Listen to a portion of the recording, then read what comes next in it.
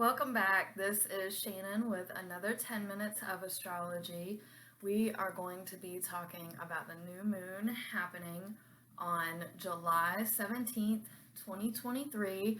I'm going to pull up the chart, point out a few things that we're going to talk about, and then come back and we will discuss it. This new moon is going to be at 6:33 in the afternoon Universal Time, and it's going to be 2:33 in the afternoon Eastern Standard Time.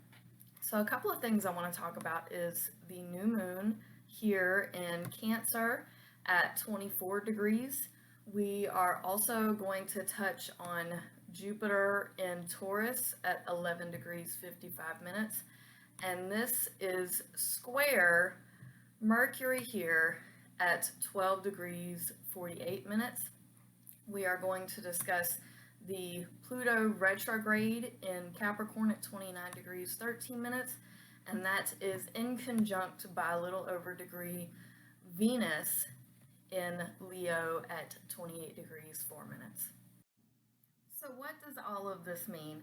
Well, the new moon in Cancer is about new beginnings. New moon is always new beginnings. Cancer is that emotional place, so new beginnings with family of some sort.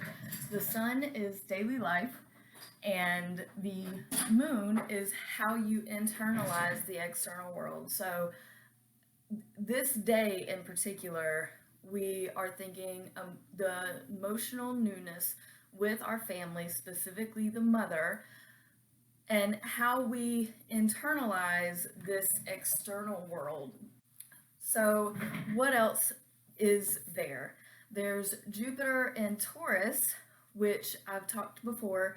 Jupiter is big expansion, it's philosophy, and in Taurus, it's about the home, it's about your animals, and so there may be bigger things happening with animals in your home during this time, whether you're fostering animals, you've gotten a new pet, you're having to get rid of a new pet, you may have a pest or an infestation problem that's gotten out of hand, but there are really large things happening in the home. There may even be foundational issues with the home, and that could be a philosophical foundation, as in the way that you run the home, the philosophy within your home may be changing, or getting bigger and out of hand, or you may be expanding on these philosophies within the home. Now, this is square Mercury in Leo, and it is less than a degree square. They are just in different degrees.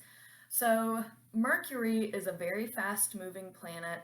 It only stays in one sign for about 30 days. Sometimes when it retrogrades, it'll stay in that sign a little bit longer, but 30 to 45 days is about when Mercury is in somewhere. So it's very fast moving. Mercury is about those smaller communications. It's about communications with your family, with your small social group. In Leo, Leo is creativity. It's larger than life. It's, this just flamboyance that Leo has. So you have these great grand ideas, because Mercury is definitely about ideas, that when it comes to the issues that you may be having in your home, whether it's new issues or recurring issues that you may be having in your home, these big, great, grand ideas to people that are trying to figure out what to do, it may be too much. You may be talking too much. It might be time to zip it up. And those ideas may not seem very favorable at this time. And likewise, the person that's giving the ideas, don't just completely shut them down, because Taurus can be very closed-minded. So when you want to expand on this problem, but you don't actually want to solve the problem, let's just not even talk about the problem then, because then you're going to be shooting down somebody that may be very enthusiastic to help, and they're going to find that uncouth because, well, look, you were talking about it, I'm giving you ideas on how to help you, and you don't want to take it. It may be conversations that you want to wait a week for once this Mercury position exits and moves on somewhere else. Something else that we're going to discuss here is Pluto retrograde in Capricorn. Thank God it's back in Capricorn at this beautiful 29th degree. Even though it's in retrograde, I'm not sad about it being in retrograde, because at least all the big changes from the 0 degrees in Aquarius have quelled. It's calmed down some. There's not any more massive changes. We're really just dealing with the aftermath of the bad changes that were made with Pluto in Aquarius. You know, it's kind of been like a lesson learned, and Capricorn's going, what did I tell you? You shouldn't have done that, and now we're having to deal with it and clean up this mess.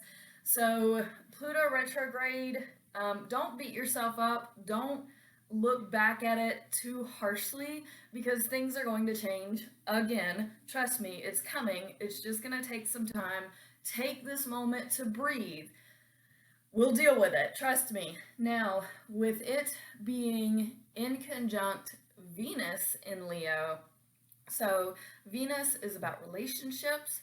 Leo, again, is flamboyance and creativity and just the spark and the broad and the just, not so much eccentric, it's more grandeur and just, it's a lot of jewelry.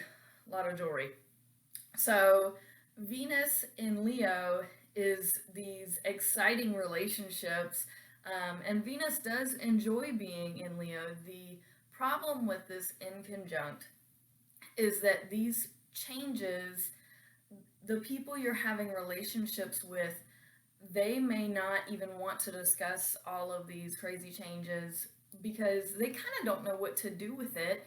And if you're just trying to talk just to talk, now may not be the time, because Venus is also empathetic. Leo is not very empathetic. Leo is one of the most selfish signs. The sign of the cat is usually a loner or just with their tribe, and Pluto is also a bit of a loner.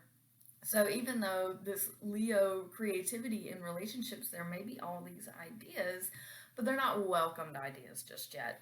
And the Venus in Leo is going to be off-put by Pluto in Capricorn, because these changes and these transformations that you thought were good and really aren't, the Venus in Leo is kind of putting it in your face and being like, I told you so, like, you know, I want to wipe your nose in it. Don't do that to people. Don't do that to people. You know, they're going through a struggle enough. They don't need their nose put all up in it. Like, it was a mess. It was a mistake. Let's just move on to the next thing. And Pluto in Capricorn at this time is off put by that. And then Venus in Leo will have this air about it, like they want to flaunt your issues, right?